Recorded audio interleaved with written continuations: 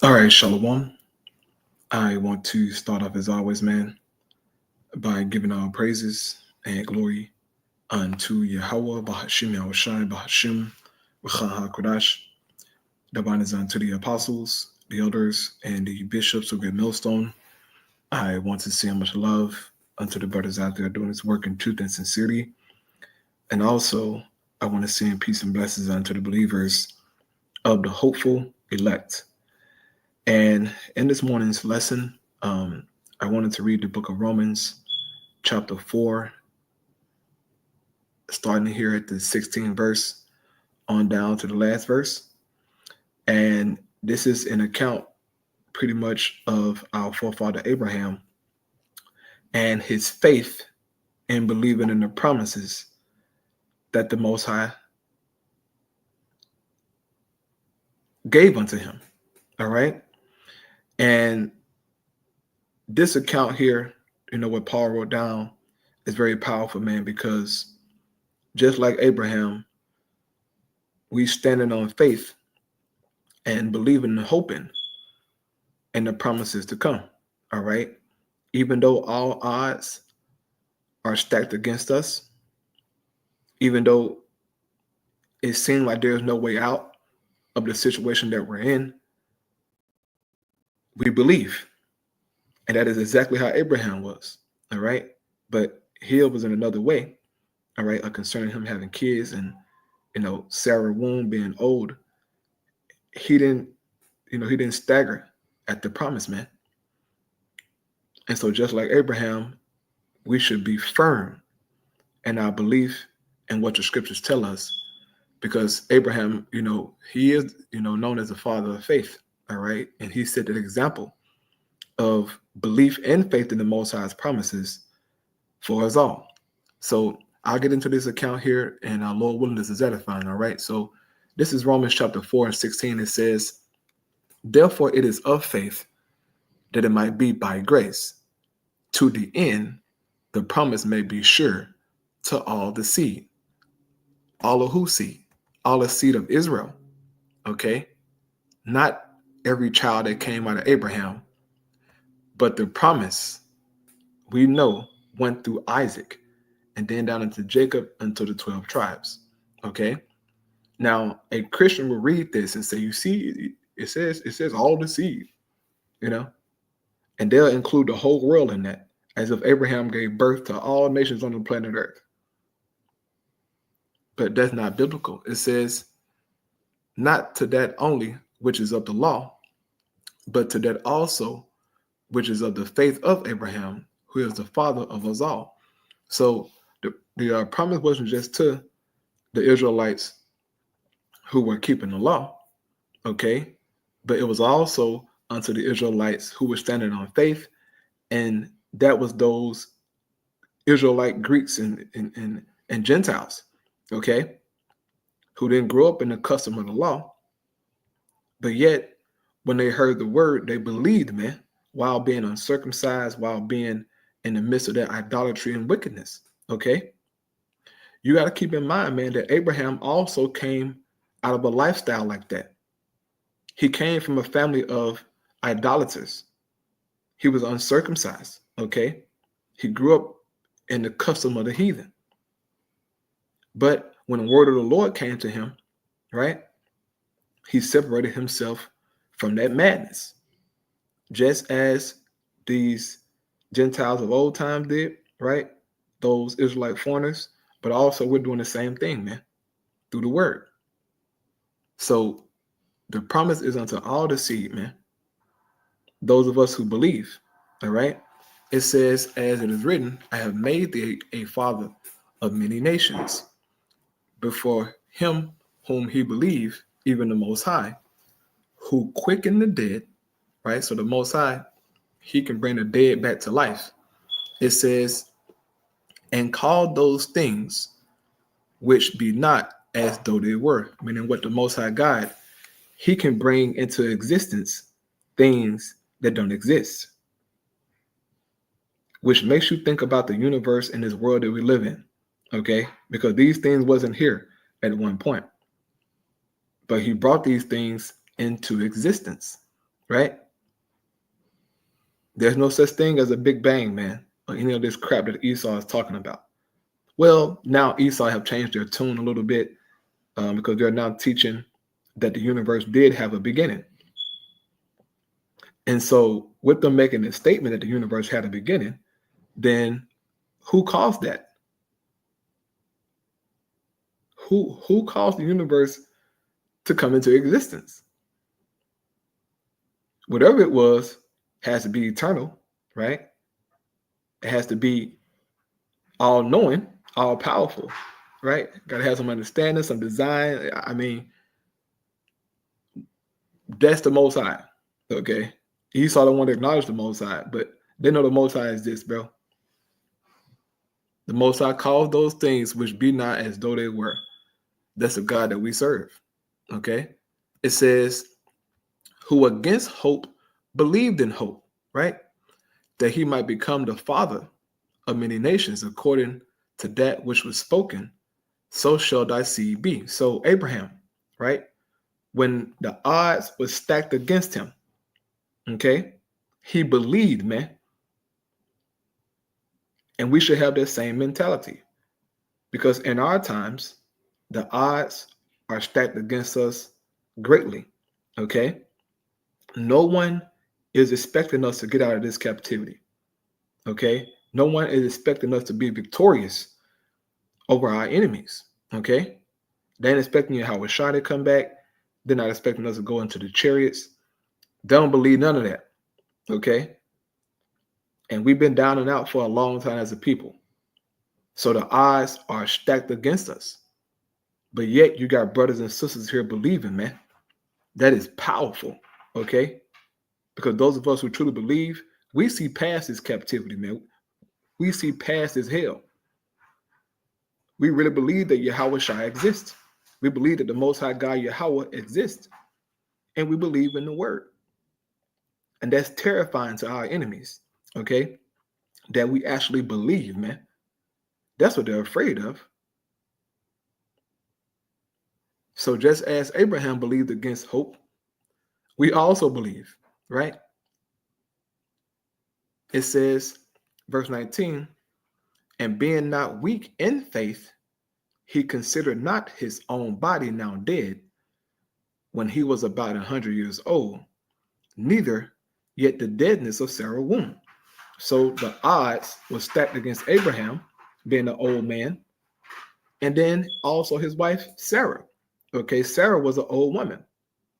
So technically, according to the flesh, they shouldn't have kids, right? All hope was lost to them having children being that old. Okay, Abraham was 100 years old. Sarah was 90 years old. So the odds were stacked against Abraham to bring forth that promised seed, right? Because keep in mind, he had already had Ishmael, right? But the promised seed was to come through Sarah, and Sarah was 90 years old, man. She was an old woman. Abraham was an old man. But as the scripture says, it says, who against hope believed in hope. That's the kind of mentality you got to have in the faith. When the odds are stacked against you, and they are stacked against you if you don't know that, okay? They're all stacked against you, man. But the Most High, he does it that way.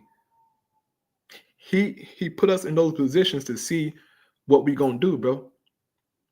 Like he did Abraham. He could have been gave Abraham a child, okay? Why did he wait till he was 100 years old, bro? Because he put him to the test. He gave Abraham the word, right? He said, hey, look, you're going to have this child, and your child going to be as the stars of heaven. Then it said Abraham believed the Most High, right? But then he had Ishmael, and then the Lord said, hey, that ain't your chosen child.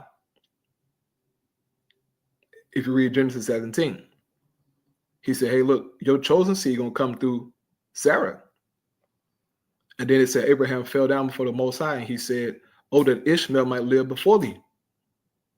Because he had already had a son, man. That was his first child. He like, hey, let it fall on Ishmael head. That's what Abraham wanted. But the Most High said, no, it's going to come through Sarah. And that's how it happened, right? So verse 20 says, he staggered not at the promise of the Most High through unbelief, but was strong in faith, giving glory to the Most High Yahweh. Okay? He didn't stagger at the promise, man, at the word that was given unto him. And so we got the word today, right? The scriptures. When you read these words, do you stagger at the promises written in the Bible? Is it hard for you to believe those things that's written, that it can truly come to pass for you? Because that's going to be your battle. Whether or not you believe in these words, man. That's how Abraham was. He had to believe in the word that was given him, bro, just like us.